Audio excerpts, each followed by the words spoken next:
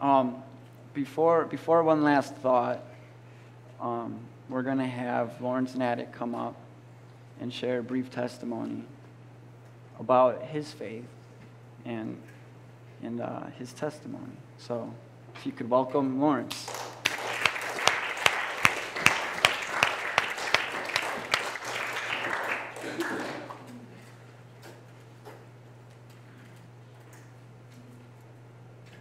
Thank you.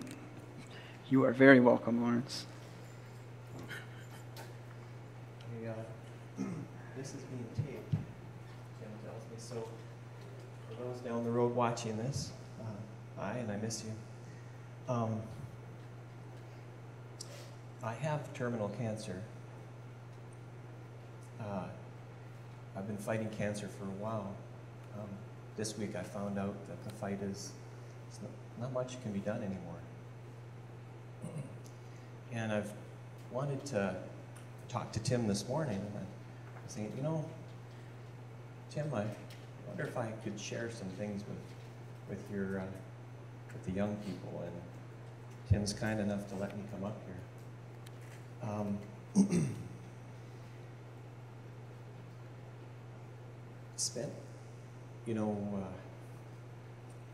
When I grew up, when I was your age, I was raised in a church, and my parents were very, very strong in their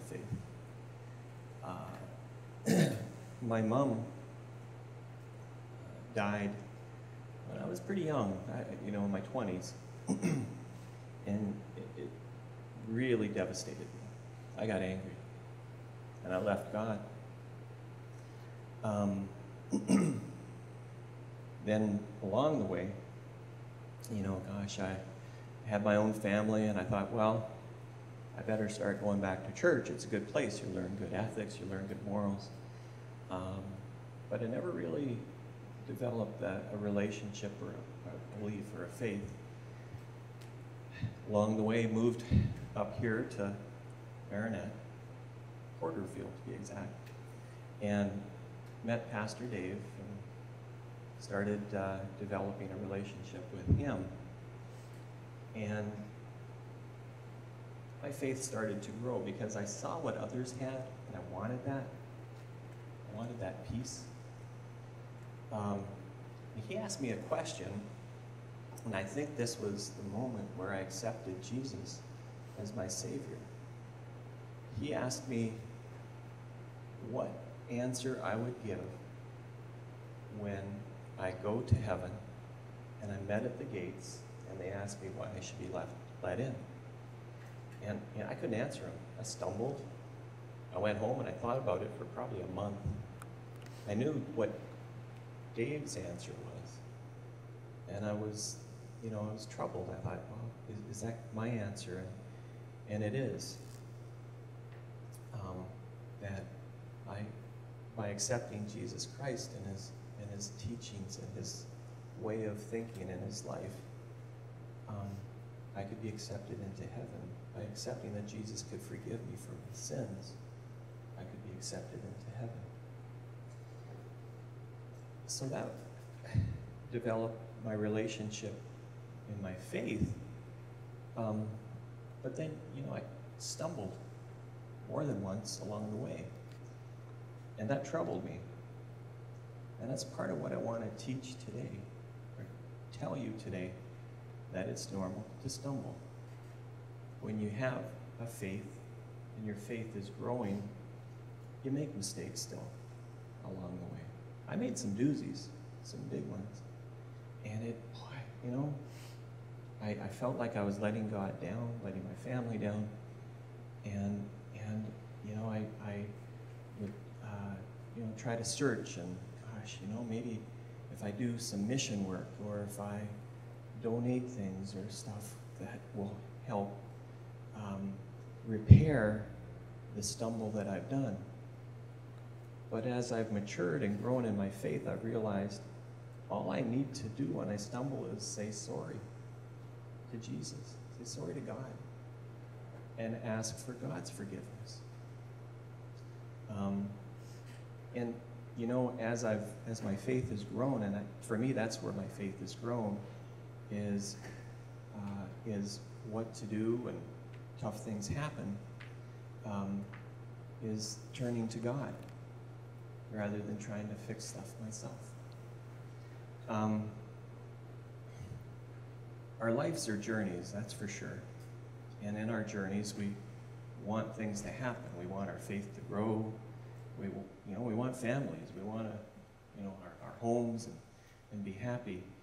And I guess if I could leave with two maybe bits of advice for you to carry in life. One is you will stumble. And that is part of what being human is. And that is why Jesus went on the cross for us. So that whatever we do, we can be forgiven. And you can't be forgiven through your own actions. You can be forgiven through your own words. And the most important being, Lord, please forgive me.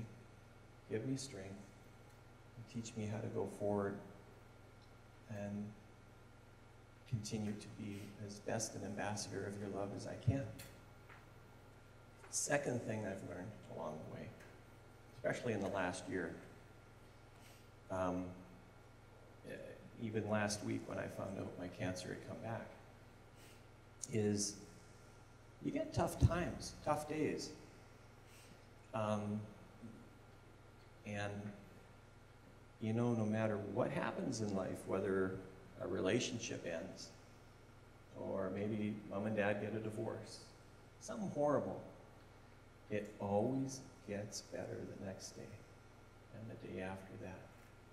If you're feeling something has happened and, I can't go on, this is just too much for me, the lessons that I have learned is find a good friend, someone that you trust, that you can talk to. Sometimes that maybe just praying to God. Second thing is try to get a sleep under your belt, because things always look better the next day. And try to, continue as much as you can to put some time behind you. Because when tough things happen, it gets better. Doesn't necessarily mean the tough things go away, but the answers come. And the peace comes. And that, again, it can be provided through friends, but what I've learned is it's provided through God and through the peace that He gives us. That's all I have. I thank you for your time.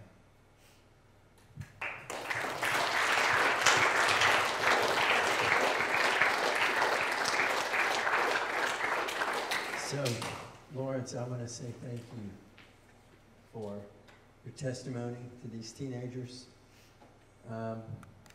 What a gift. What a gift. This is his parting shot. And he's given it to you and also to his family on film. What a gift. Mm-hmm. Don't let it miss you. All right? One of the things, Lawrence, that you said, could you tell the kids the difference between a good friend to run to and a bad friend? We talked about that a little bit, remember? Yeah, well, my experience has been certainly that there's different kinds of friends you can have. And sometimes when things are tough, you can turn to friends who may not have the best ways of dealing with things. They might offer you alcohol or drugs or something dumb that'll take the edge off. And then there's friends who will love you and want to protect you, want to listen to you, want to hold you. And they'll just, sometimes they don't even say things, they're just there with you. I think everyone knows both types of friends, or comes across them in their lives. And trying as much as you can to go to the ones that you know in your heart are giving you the love that you need and not bringing you into something that you don't need. So, I want to say to Lawrence's grandkids, it's good advice, and that's for you. Lawrence, love you.